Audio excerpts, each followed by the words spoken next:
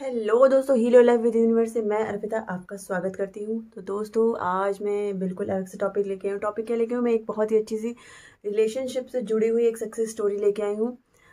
जो इन्होंने, ये इंडिया से ही है, इन्होंने द सीक्रेट पे ये स्टोरी शेयर की है। लेकिन मुझे लगा कि यहाँ बहुत सारे ऐसे लोग हैं जो कहीं ना कहीं अपने रिलेशनशिप से परेशान हैं, या बहुत सारी चीज़ें टेक्निक करते हुए परेशान हो गए, लेकिन उनको कोई रिजल्ट नहीं मिला है। तो मुझे लगा कि ये स्टोरी ज़रूर आपको कहीं न कहीं कोई इंस्पिरेशन देगी। जो जो लोग भी बहुत ज़्यादा परेशान हो गए हैं, उनको ये थोड़ी बहुत होप देगी कि अभी भी बहुत कुछ हो सकता है, कुछ नहीं बिगड़ा है। और इन्होंने देखिए कितनी सिंपल तरीके से अपनी अपने बॉयफ्रेंड को दोबारा अट्रैक्ट किया, और कितनी सिंपल तरीके से इन्होंने अपने बॉयफ्रेंड से कमिटमेंट भी लिया। तो स्टोरी लंबी है, इसलिए मैं ज़्यादा बात नहीं करूँगी, जल्दी से स्टोरी स्टार्ट करूँगी। अगर टाइम मिलता है तो मैं इसके बाद स्टोरी के बारे में आपसे बात भी करूँगी। तो ये स्टोरी स्टार्ट होती है, ये है इनका नाम इन्होंने हैप्पी लिख रखा है। ये 26 ईयर्स ओल्ड है, इंडिया से है। और इनके बताने के हिसाब से एकेडमिक में, मतलब ये पढ़ाई में अपनी बहुत अच्छी थी, लेकिन ये थोड़ी सी पेसिमिस्टिक थी। पेसिमिस्टिक मतलब थोड़ी सी निराशावादी थी। मतलब निराशावादी मतलब क्या होता है कि हर चीज़ में नेगेटिविटी ढूंढना। मतलब चीज़ें अच्छी चले फिर भी उसमें कुछ ना कुछ नेगेटिविटी निकाल लेना। तो ये इस तरीके से अपने आप को बताती है कि ये ऐसी अपनी स्कूल डेज में, अपने कॉलेज डेज में, अपने जॉब में, अब वर्किंग में इनका नेचर पहले ऐसा था। अभी नहीं है, ये पहले ऐसी थी जब तक इन्होंने द सीक्रेट बुक नहीं पढ़ी थी। तो आगे ये बताती है कि अभी जो है ये एक 4 ईयर रिलेशनशिप में है, मतलब अपने बॉयफ्रेंड के साथ। इनका रिलेशनशिप को 4 साल हो चुके हैं, बहुत ही अच्छा रिलेशनशिप चल रहा है। लेकिन ये बताती है कि पहले ऐसा नहीं था।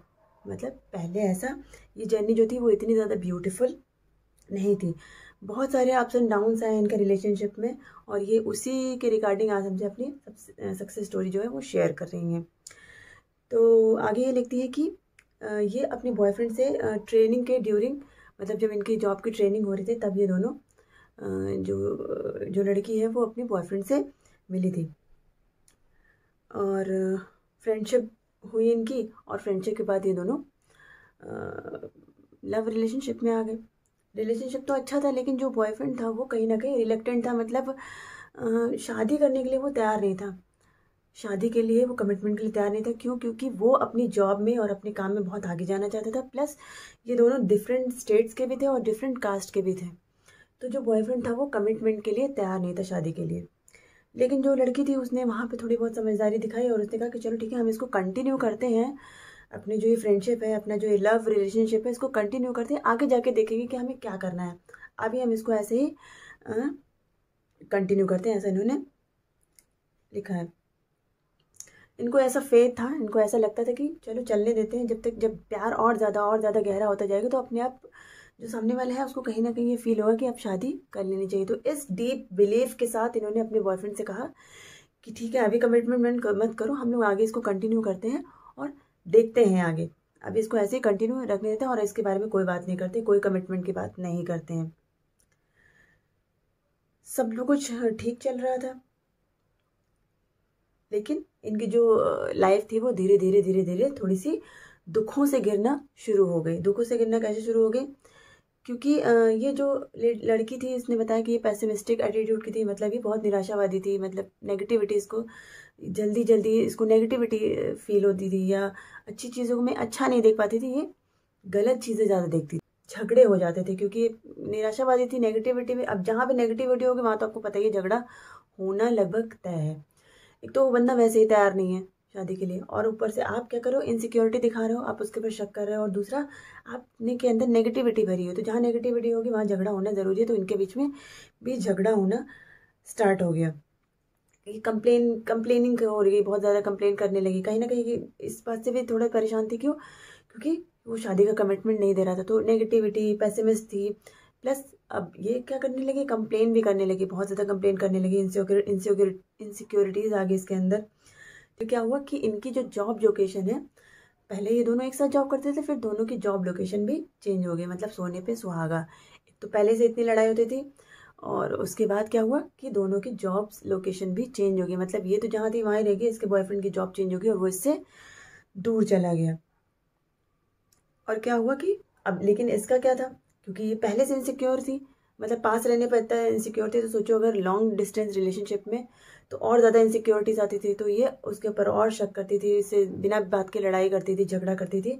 तो इस बात से परेशान होकर इसके बॉयफ्रेंड ने इसको बिल्कुल अवॉइड करने की सोची। इसने उसके बॉयफ्रेंड ने इसको पहले थोड़ा थोड़ा अवॉइड किया और फिर धीरे से इससे ब्रेकअप कर लिया, कम्प्लीटली इसको अवॉइड किया और उससे ब्रेकअप कर लिया। इससे क्या हुआ, ये बहुत रोती थी, बहुत दुखी होती थी, क्योंकि ये कहीं ना कहीं प्यार तो करती ही थी। बहुत ज़्यादा दुखी होती थी, बहुत ज़्यादा रोती रहती थी और सैड सॉन्ग सुनती थी, जैसे सब सब करते हैं, आप लोग भी करते हैं। मैंने बताया कि नहीं करना है, ठीक है। फिर क्या हुआ कि इसको लगा कि अब इसको अपने बॉयफ्रेंड से को देखने जाना चाहिए।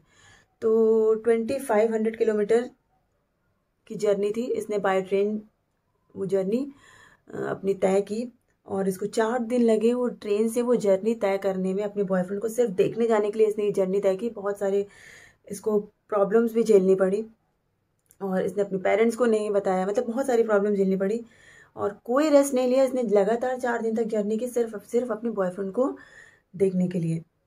ये वहाँ पे गई, मतलब इसने 4 दिन की जर्नी की, पहुँची अपने बॉयफ्रेंड के साथ बिना अपने मम्मी पापा को, पेरेंट्स को बताए हुए। और वहाँ पहुँचती है तो अपने बॉयफ्रेंड से को कन्विंस करने की कोशिश करती कि चलो हम लोग फिर से एक हो जाते हैं, बातचीत करते हैं। और उसको कन्विंस करने की मतलब कोशिश करती है, थोड़ा पॉजिटिव करने की कोशिश करती है, लेकिन वो नहीं मानता है। और सिर्फ इससे मतलब इस 4 दिन की जर्नी के बाद इससे सिर्फ 15 मिनट का टाइम देता है और उसको वैसे के वैसे छोड़ के अपनी जॉब पर वापस चले जाते हैं। बहुत ज़्यादा दुखी हो जाती है, बहुत ज़्यादा डिप्रेस हो जाती है, बहुत ज़्यादा मतलब शैटर्ड हो जाती है, दुखी हो जाती है कि अब वो क्या करेगी, बहुत दुखी हो जाती है। तो इसके बाद क्या हुआ, वापस आने लगी। दुखी तो थी, इसने फिर भी वहाँ पे भी रेस्ट नहीं किया और ये वापस आने लगी। बाय ट्रेन ही इसने वापस आने का तय किया। और जर्नी में ही जब ये रिटर्न हुए थे तब जर्नी में ही इसको बुक मिली द मैजिक, द सीक्रेट जिसने पढ़ी है, या लॉ ऑफ अट्रैक्शन जो है वो द सीक्रेट बुक से ही आया है, रोंडा ब्रांड ने लिखी है। तो द सीक्रेट के और सारे पार्ट हैं, द मैजिक है, द पावर है, और भी बहुत सारे पार्ट हैं। तो इन्होंने अपने रिटर्न जर्नी में द मैजिक बुक पढ़ी और इन्होंने ये मतलब ये डिसाइड किया कि ये अब ग्रेटफुल होना स्टार्ट करेंगे जो चीज़ें इनके पास हैं। तो इन्होंने हर चीज़ के लिए ग्रेटफुल होना स्टार्ट किया, जो इनके साथ स्ट्रेंजर्स हैं, जो इन्होंने इनकी हेल्प की थी जर्नी में, और अपनी जर्नी की हर चीज़ को इन्होंने के लिए ना ग्रेटिट्यूड देना वो ट्रेन में ही स्टार्ट कर दिया। अपने रिलेशनशिप के लिए ग्रेटिट्यूड देना स्टार्ट कर दिया उस ट्रेन में ही। और जब इन्होंने ग्रेटिट्यूड देना स्टार्ट किया, मतलब जैसे ही इन्होंने ग्रेटिट्यूड देना स्टार्ट किया, ग्रेटफुल होना स्टार्ट किया, इनको बहुत ही लाइट फील होने लगा। ये बहुत ही जो इन्होंने अंदर इनकी परेशानी भरी हुई थी, जो ये शैटर्ड थी, जो दुखी थी, वो धीरे धीरे धीरे धीरे कम होना शुरू किया और ये थोड़ा सा रिलैक्स हो गई। रिलैक्स होकर ये अपने वापस आ गई। और इन्होंने वापस आने के बाद भी अपना जो ये ग्रेटफुलनेस है ये व्यक्त करना नहीं छोड़ा, ये ग्रेटिट्यूड अपना देती रही अपने रिश्ते के लिए और हर एक चीज़ के लिए जो भी इनके पास था उसके लिए ग्रेटिट्यूड देती थी। अपने पिछला रिश्ता जो बहुत अच्छा था इनका कभी, उसके लिए इन्होंने ग्रेटिट्यूड देना शुरू किया। और कुछ नहीं किया, ग्रेटिट्यूड देना इन्होंने शुरू किया। और मैजिक हुआ, कुछ दिन बाद इनके बॉयफ्रेंड ने इनसे फिर से चैटिंग शुरू की। ग्रेटिट्यूड दिया था यूनिवर्स को, कुछ ना कुछ तो पॉजिटिव होना तय था और वो हुआ। दोनों ने साथ में बातचीत शुरू की। बस बात एक शुरू तो हुई, लेकिन एक नॉर्मल सी टोन में इनकी बात शुरू हुई, मतलब बहुत ही नॉर्मल टोन में, एक प्रोफेशनल टोन में इनकी बात शुरू हुई। लेकिन ये फिर भी ये परेशान नहीं हुई, क्योंकि कुछ तो पॉजिटिव इनको दिख ही रहा था। तो इन्होंने फिर से बातचीत करना शुरू कर जारी रखा और ग्रेटिट्यूड देना बंद नहीं किया। ये लगातार ग्रेटिट्यूड देती रही अपने रिश्ते के लिए। अचानक इनके बॉयफ्रेंड का माइंड चेंज हुआ और ग्रेटिट्यूड देने से ही उसके माइंड में फिर से इनके प्रति प्यार जागा। इन्होंने फिर से अपना जो है वो अपना रिलेशनशिप स्टार्ट किया दोनों में। लेकिन अभी भी वो शादी की कमिटमेंट के लिए तैयार नहीं था, मतलब शादी के कमिटमेंट के लिए अभी भी वो तैयार नहीं था, वो दूर था, क्योंकि कहीं ना कहीं उसको अपनी जॉब में आगे जाना था। लेकिन ये अब काफ़ी पीसफुल हो चुकी थी, काफ़ी पॉजिटिव हो चुकी थी, क्योंकि ये एलओए को फॉलो कर रही थी, तो पीसफुल होना तो तय था। तो इन्होंने इस पर ज़्यादा रिएक्शन नहीं लिया। इन्होंने कहा कि मैं जो कर रही हूँ वो करना मैं शुरू रखूँगी, मैं उसको नहीं रोकूंगी और आगे देखते हैं क्या होता है। ठीक है, फिर इन्होंने क्या किया, क्योंकि जॉब इनके बॉयफ्रेंड की दूर थी, इन्होंने एलओए की टेक्निक फॉलो की। टेक्निक क्या फॉलो की, इन्होंने सिर्फ एक लिस्ट बनाई और स्क्रिप्टिंग की। और स्क्रिप्टिंग में इन्होंने लिखा कि यूनिवर्स से मांगा कि यूनिवर्स, जो मेरा बॉयफ्रेंड है उसकी जॉब आप मेरी लोकेशन पे ही शिफ्ट कर दो, मतलब उसका ट्रांसफ़र कर दो। इन्होंने ये लिखा और कुछ दिन बाद इनके बॉयफ्रेंड का कॉल आया और इनको कहीं ना कहीं अंदर से पता ही था कि यही बात होगी। जब इनके बॉयफ्रेंड ने इनको बताया कि जो है कि मेरा ट्रांसफ़र हो गया है, फिर से वहीं पे मैं आने वाला हूँ, तो ये बहुत खुश हो गए, बहुत ज़्यादा खुश हो गए। इनकी आंखों में खुशी के आंसू आने लगे और इनका जो एलओए में विश्वास था, जो लॉ ऑफ अट्रैक्शन में विश्वास था, वो बहुत ज़्यादा गहरा हो गया। और क्योंकि अब ये लोग साथ में रहने लगे थे तो प्यार और ज़्यादा बढ़ गया और ज़्यादा ये लोग एक दूसरे को पसंद करने लगे, एक दूसरे को चाहने लगे, एक दूसरे को समझने लगे और रिलेशनशिप आगे और बढ़ गया। और फाइनली अभी इनके साथ ये हुआ है, इन्होंने अभी शेयर किया है कि फाइनली इनके बॉयफ्रेंड ने इनको शादी की कमिटमेंट भी दे दी है। और सिर्फ शादी की कमिटमेंट ही नहीं, इन्होंने अपने पेरेंट्स से भी बात कर ली है और पेरेंट्स ऑलरेडी इस लड़की को पसंद करते हैं। मतलब सब कुछ अच्छा हो गया, कमिटमेंट भी मिल गई, जॉब तो है ही, पेरेंट्स भी मान गए हैं। और इन्होंने सिर्फ किया क्या है, सिर्फ और सिर्फ ग्रेटिट्यूड किया और यूनिवर्स से अपनी विश को मांगा है और विश्वास रखा है।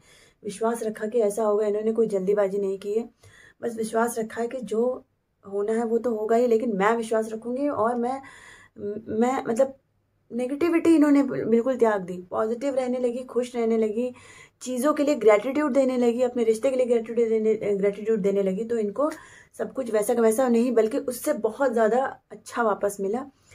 तो यही थी आज की सक्सेस स्टोरी। अब इनकी शादी होने वाली है, शादी अभी हुई नहीं है, अभी भी ये रिलेशनशिप में है, लेकिन रिलेशनशिप पहले से बहुत ज़्यादा जॉयफुल है, पहले से बहुत ज़्यादा पॉजिटिव है, पहले से बहुत ज़्यादा हैप्पी रिलेशनशिप है और शादी की कमिटमेंट मिल चुकी है, पेरेंट्स राज़ी हैं, सब कुछ बहुत बहुत बहुत अच्छा चल रहा है। और आगे इन्होंने लिखा है कि अपनी शादी की भी सक्सेस स्टोरी जल्दी ही लेके आने वाली है।